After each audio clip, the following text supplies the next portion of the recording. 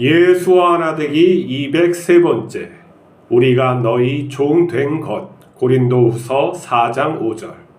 우리는 우리를 전파하는 것이 아니라 오직 그리스도 예수의 주 되신 것과 또 예수를 위하여 우리가 너희 종 된 것을 전파함이라. 인간의 본성은 주인으로 살고 싶지 종으로 살고 싶지 않습니다. 사회에서 성공하여 자랑하길 원합니다. 그런데 바울은 예수님의 십자가 복음을 위하여 세상의 모든 것을 버렸습니다.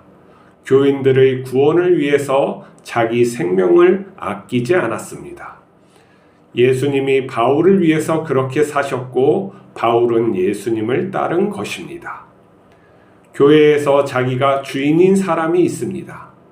다른 사람의 말은 듣지 않고 자기 생각만 주장합니다. 어떤 사람은 그에게 무엇을 얻기 위해서 따르기도 합니다. 교회가 사람의 뜻대로 운영되는 것은 잘못입니다. 교회의 사람은 예수님의 지체이며 예수님만 따라야 합니다. 예수님은 하나님이었지만 우리를 구원하기 위해서 종의 삶을 살았습니다. 죄인을 섬겨주시고 자기 생명까지 주셨습니다. 우리의 본성은 예수님입니다. 예수님처럼 사는 것이 당연합니다. 세상 사람과 사는 방법이 달라야 합니다.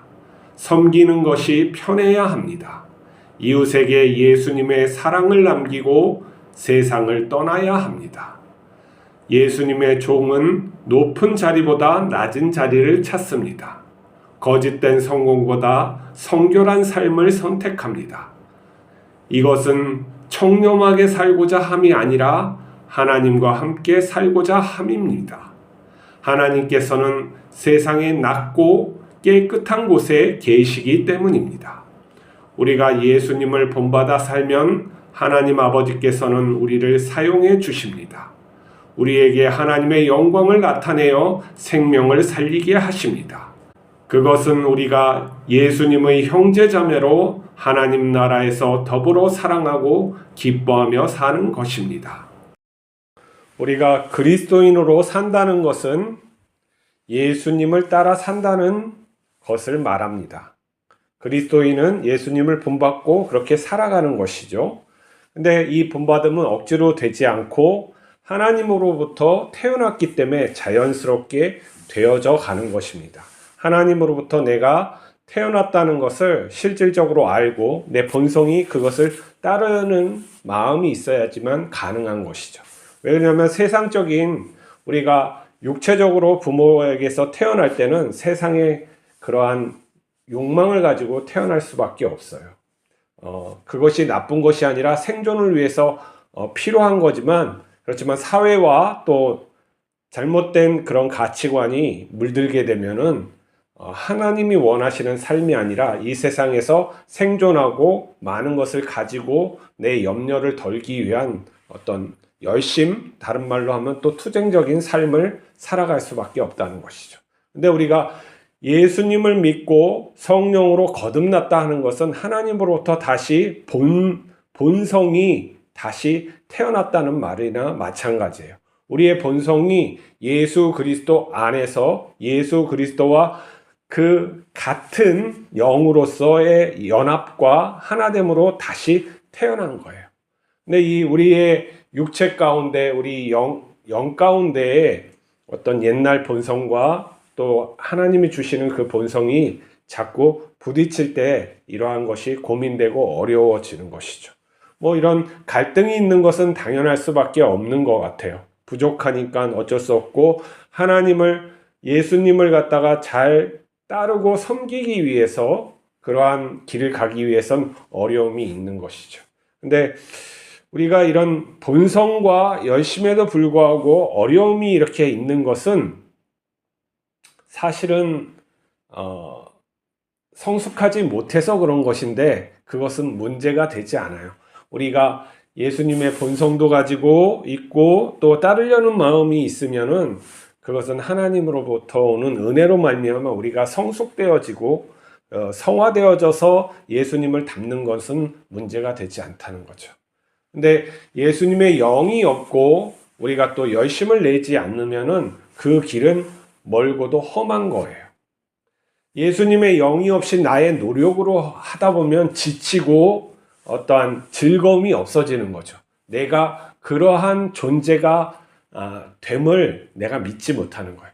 이 전능자의 자식으로서의 삶이 내가 과연 그러한 삶이 실제적인 것이냐에서 부딪힐 때 예수님의 영이 없으면은 그게 고백되어지지 않고 갈등되어지고 또 그렇게 할 수 없다는 것을 알게 되는 것이죠. 그래서 우리가 맨 먼저 해야 될 것은 예수님을 믿고 성령을 받는 것이 중요한 거예요. 회개가 필요한 거고 하나님께 간절히 기도해서 성령의 내주하심을 경험해야 돼요.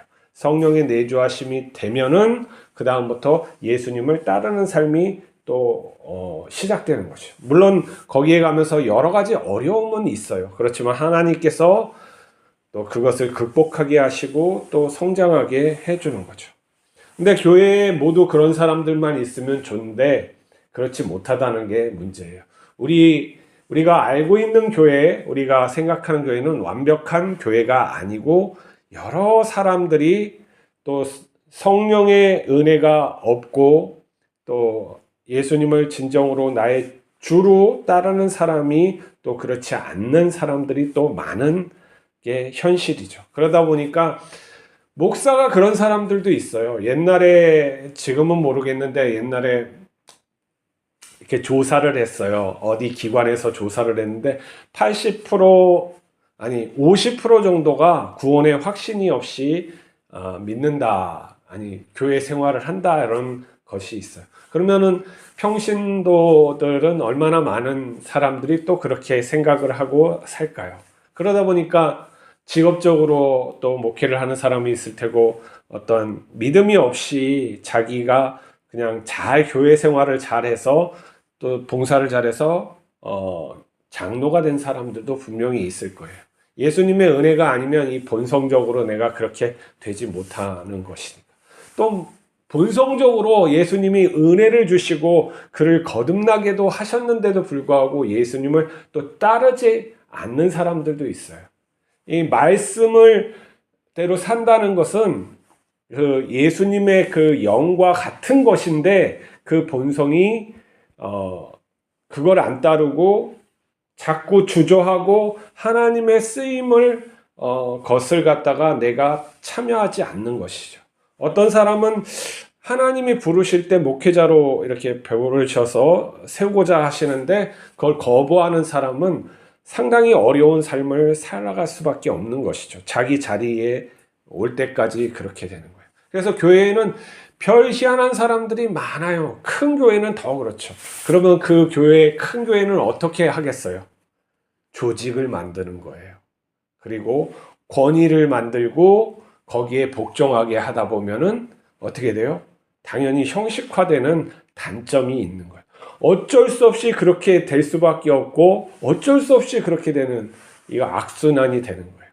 교회가 크고 그런 것을 부러워할 게 아니에요. 그 안에 얼마나 제도화되고 권위화되고 형식화된 것이 많아서 사람들이 겉보기에는 그럴싸한데 내면에 깊이 들어가지 못하는 그러한 단점들 다 이 얼굴에 가면을 쓸 수밖에 없는 그러한 것들을 그렇게 우리가 하면서 살 수밖에 없는 어떤 그런 문제점이 큰 교회에 있어요. 물론 작은 교회도 많은 문제점이 있지만 그거보다는 더 사람이 대면하고 살아가는 게 더 쉽죠. 뭐냐면은 큰 교회는 담임 목사가 몇 사람이나 알 것 같아요. 저 사람이 우리 교인지 아닌지 잘 몰라요.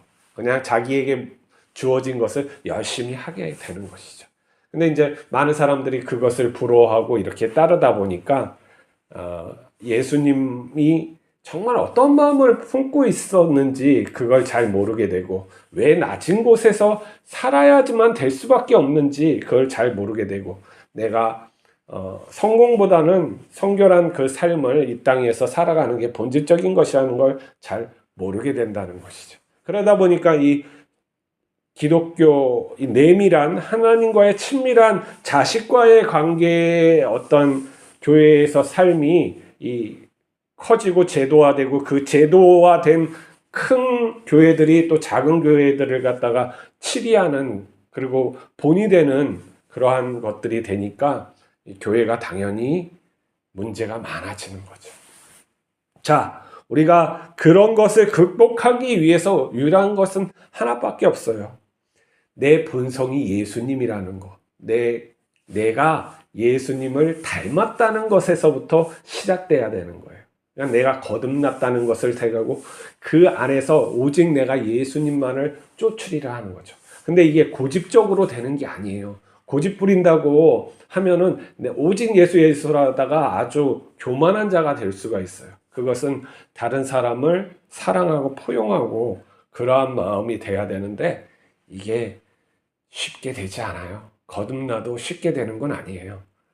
그것을 어려움을 내가 끌어안고 이렇게 계속 가야 되는 어려움이 있는 거예요.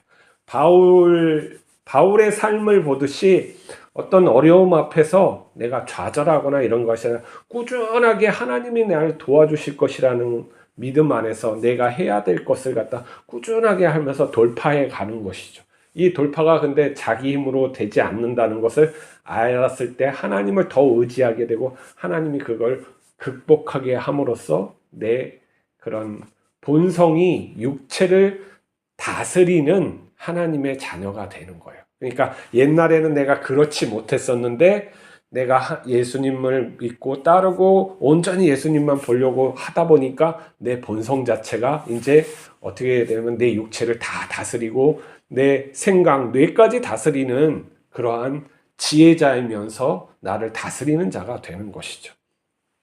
이게 우리가 가야 될 길이에요. 그게 나의 그 온전한 내 자아를 갖다가 만들어내는 것이죠. 우리 자아는 고정되어 있지 않아요.